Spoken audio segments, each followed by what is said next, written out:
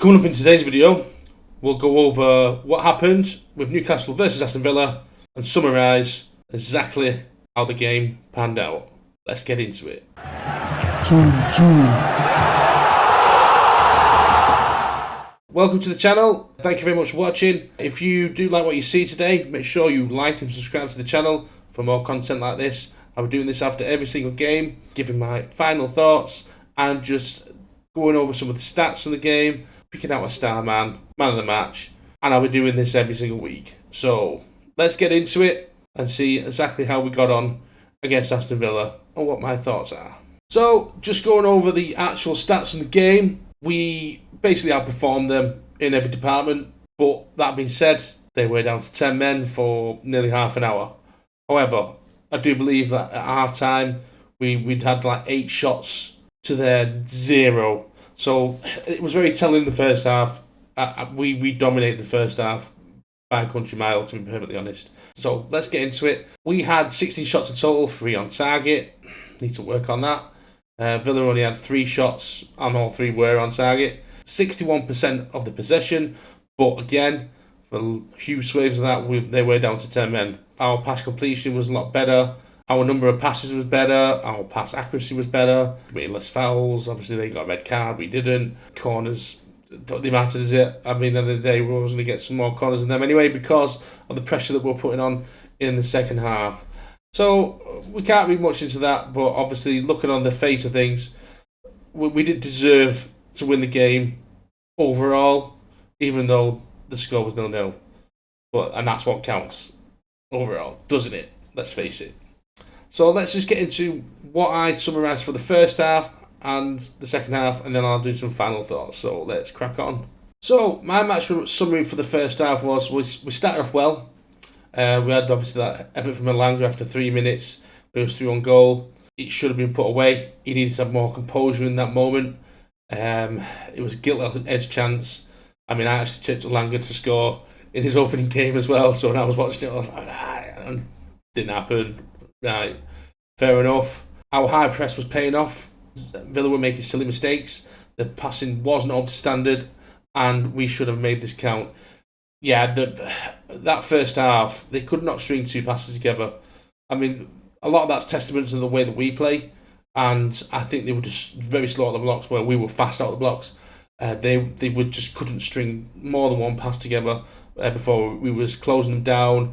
We was getting those little tackles in, winning the ball back in crucial areas, and then starting the attack again. Hence, we restricted them to absolute 0 Everton goal in the first half, and we did that. They weren't at the races, but we stopped them from playing at all in the first half, to be perfectly honest. We had some good efforts from Gordon. Yet again, more composure needed. Unlucky not to score, maybe. He led the line well, and that's from someone who's not used to being a centre forward. So it's not a position that he's used to. He'll have to get used to that if it's going to be like that for the next game, but we'll discuss that in a little while. And yeah, he does need to be more ruthless in front of goal. He needs to have that killer instinct. It's very different from playing out wide. Very different. Can't afford to take too many touches and cut inside. He's literally got a 1-touch turn shoot, and that's how he should be operating as a centre forward, really. And as I put at the bottom there, Villa had 0 efforts on goal in the first half, and that was due to poor play and our solid defending, to be perfectly honest. Our back line could not fault them one little bit. Lots of experience in there. Our line-up for the day, obviously we had Livramento at left-back, Dan, Burn, Shah and Trippier. And of those 3 players, Shah, Burn and Trippier, they're all 30-plus, bags of experience. So let's move on and check out the second half and how we performed there. So this is the summary of the second half for me, on my point of view. When the second half started, Villa were going to come at us, and they did come at us. They obviously got a telling off at half time. They were a lot better on the ball, and they did create a couple of chances. Luckily for us, those were straight at Nick Pope. They weren't gilt-edged chances, but still, on a different day, they could have easily gone in, and we could have easily been punished. Newcastle were more subdued until that breakaway on 66 minutes. That through ball from Elanga, I've got to say, was excellent. It was excellent. And it's something we should be doing more in transitions. Turn, through ball. We've got quick players. Those quick players should be allowed to utilise that strength, which is their main asset. They're quick. Gordon's quick. Elanga's quick, and something that he will pick up on Elanga because he's quick himself, so he knows what kind of ball he'll want. He wanted first time, boom, and it was a beautiful ball. He had no choice but to bring him down, really. I'd like to score a goal there, really, go 1-0 up, but they can have no complaints about the red card at all. I mean, Conza knew what he was doing. He was pulling him back, and as soon as he feels that tug on his shirt, Gordon's just going to cry foul, last man, and it was a send-off, and rightly so, as far as I'm concerned. I don't think anyone can have any complaints about that from a Villa point of view or a neutral. Then this is where the problem kicked in. So Newcastle are playing against 10 men. They were slow in transition, making the wrong decisions in the final third. What I mean by that is they were sluggish. Obviously, Villa were going to operate in that low block then. They're just going to make it very hard for them to break them down. They were just defending for their lives, really, and hoping to catch us on the break. I'll get a bit lucky. That was their game plan when they went down to 10 men. It was shut up shop. And that was where we tried to break them down, but we weren't quick enough. We simply weren't quick enough. There was not enough balls going in through the centre. There was nothing getting crossed in. Let's look at the elephant in the room. It was because we didn't have a striker there. Gordon was there, obviously playing that role. Our other boys should have stepped up.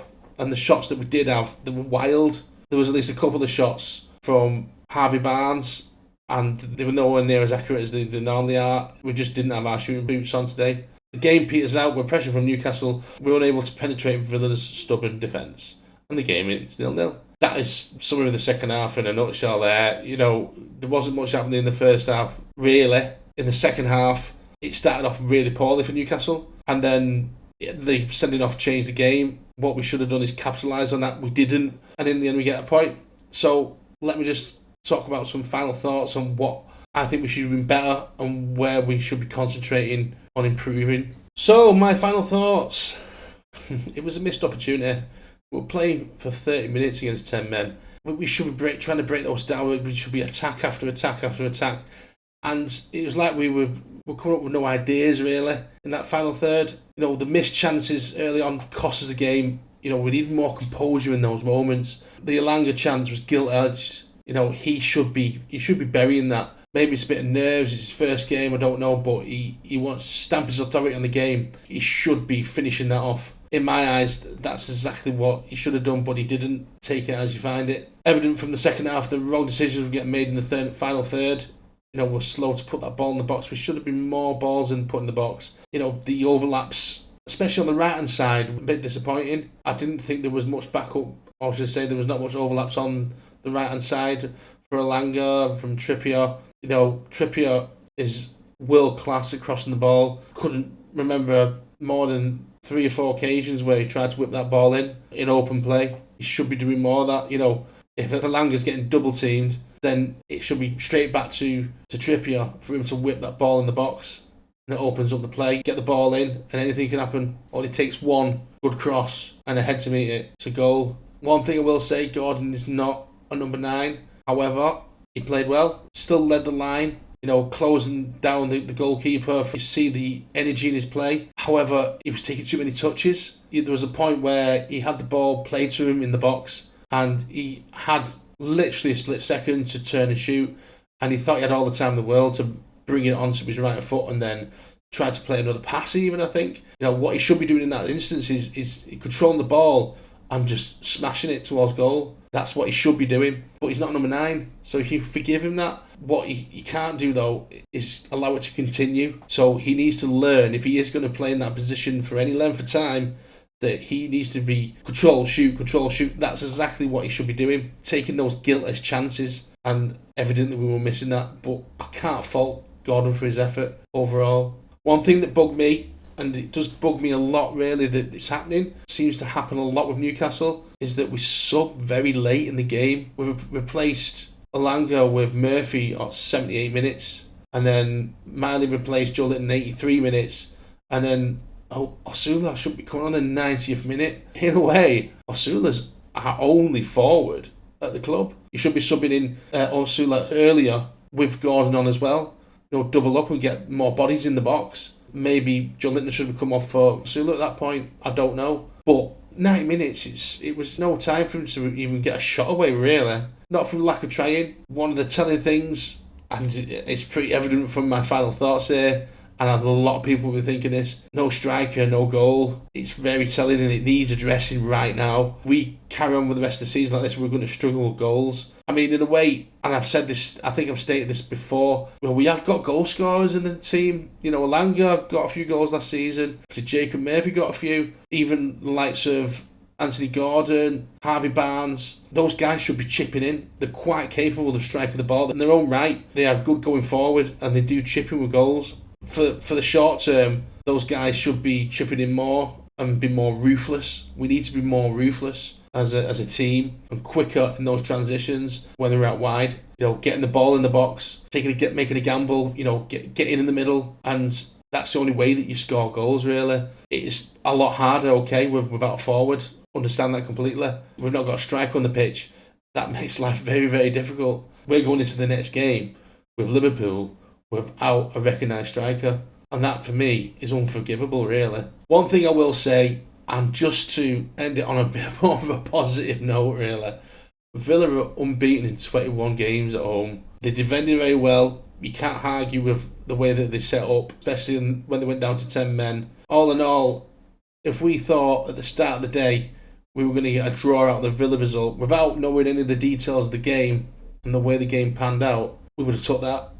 And I think we just have to move on for it and just realise it's a good point at the Villa Park. There's not many teams that are going to go to Villa Park and get a point this season. All in all, looking at the positives, we got to point out the game should have been free, yes, but a point is not to be sniffed at Villa Park, really. So now I'm going to give him my pick for man of the match, and let's face it, he deserved it on the day. And there was only one man you could really pick, really, Big Dad Byrne. He defended like a Trojan. I mean, he plays out of his skin. He was snaffling up every ball, every attack they had. He was there with big long legs. He leads by example. What I mean by that is he gets everybody on board. He's our main man in defence, and he's got a point to prove this season. He didn't put a foot wrong in the game, but he's clearly up for the fight for his place. With Chow coming in now, and then obviously got Botman waiting to take his place, which arguably will be our future pairing at centre backs. Dan is not going to take that line down. He's fought all his career, and that was evident in his display in the game. He didn't put a foot wrong, and deservedly gets man of the match, as far as I'm concerned. More of the same, please, Dan, for the rest of the season. You absolute warrior. And I just wanted to add in, he just pipped Sandro Tonali for me, because Sandro, I think we were on about in the last video, he is a warrior as well. He covers every blade of grass. He was the one interrupting any attack Villa had. They didn't know how to deal with him or how to get past him really most of the game. He goes from strength to strength, really. Pleasure to watch. And long may he be a Newcastle player. So that is my overall game summary for the Villa game. We've got Liverpool up next. Obviously later on this week I will do a pre-game prediction for that. Also, just before I go, I just want a big welcome to Jacob Ramsey. Welcome to the Toon, son. Hope you do really well. And I'm sure I'm like everybody else. He is actually quite an exciting signing. He's a number 10. He's an attacking player. He's a box-to-box midfielder. He says all the right things in the interview I've seen. He looks like a genuinely nice lad. So, yeah, welcome to the Toon. I hope you have a magnificent career with us. I know Villa fans thought very highly of you as well. They were gutted to lose him, a lot of them were. We have snagged a really good player in Jacob Ramsey. That is all I've got for today. I will, like I say, follow up with a video later on this week for our incoming transfers or any transfer news that we've got. By the end of the week, I will have my pre-Liverpool game analysis. And that is all I've got for today. So, bye for now.